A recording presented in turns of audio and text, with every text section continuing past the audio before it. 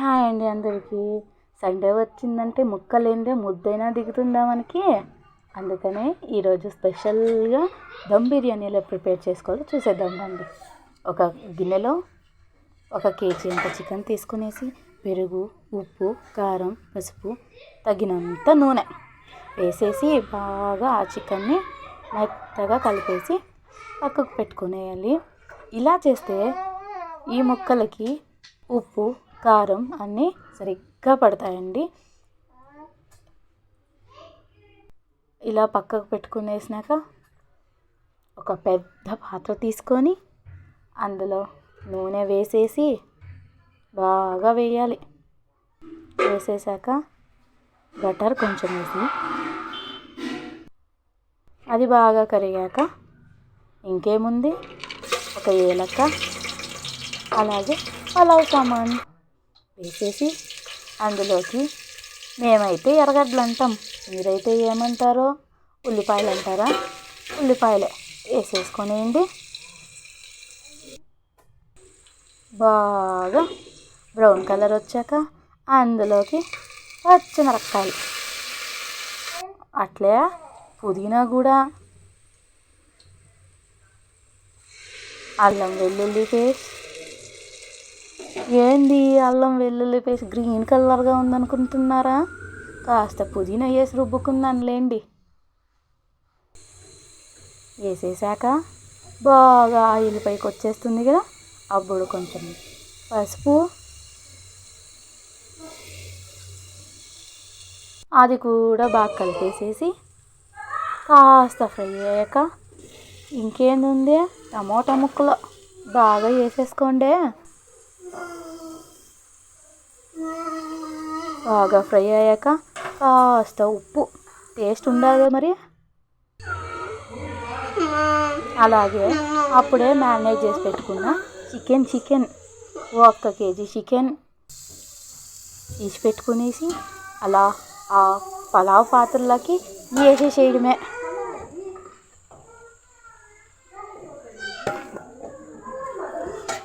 అట్లా వేసేసిన ఆ చికెన్ని బాగా గొజ్జు పట్టేయాలా. బాగా గొజ్జు పట్టేలా కలిపేసి దానిలోకి పుదీనా కొంచెం వేసేసుకోండి. ఆ పుదీనా వేసేసి ఇంకా అలా మూత పెట్టేసి కాసేపు ఉడకనిచ్చేద్దాం. ఉడకాలిగా మరి. పక్కలో ఒక పాత్రలో నీళ్ళు వేసేసి అందులోకి పుదీనా, కొత్తిమీర, కొంచెం నెయ్యో నూనె లేదంటే ఒక ఏలక్కి వేసేసి బాగా మరిగేసేటప్పుడు ఆ వాటర్లోకి కొంచెం అయితే బియ్యం వేసేసుకునేసి అన్నం అయితే మరిగించేద్దాం.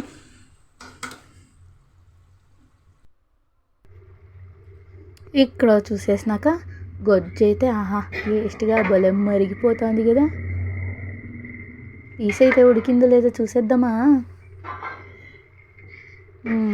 బాగా ఉడికిపోయిందండి. ఇంకేం తినడానికి రెడీగానే ఉన్నట్లుంది.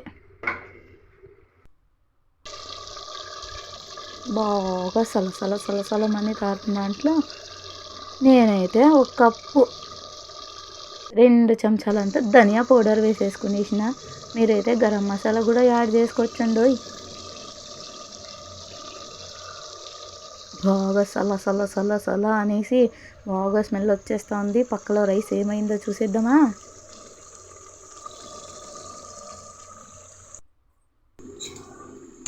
రైస్ అయితే అర్ధం ఉడికిపోయింది. ఇప్పుడు ఈ రైస్ని అయితే బాగా నీళ్ళు వంచేసుకునేసి పక్కకు పెట్టుకునేసి ఆ చికెన్ మిశ్రమం ఏమైతే ఉందో దాంట్లోకి కొంచెం లాగా యాడ్ చేసుకోవాలి. అట్లా ఇప్పుడు నేను చేస్తా అన్నగా అట్లా చేసుకోవాలి. అట్లా చేసేసుకునేసినాక దాంట్లోకి ముందుగానే ఫ్రై చేసి పెట్టుకునేసిన ఫ్రై ఆనియన్స్ అలా వేసేసుకునేసి, ఫ్రై ఆనియన్స్ అయితే మస్ట్ అండ్ షుడ్ కదా బిర్యానీకి. అది లేకపోతే బిర్యానీనే ఉండదు. అలాగే కొత్తిమీర పుదీనా కూడా వేసేసుకోండి. వేసేసుకునేసి ఇంకేదో మిస్ కదండి, నెయ్యి అండి. నెయ్యి వేసుకునేసి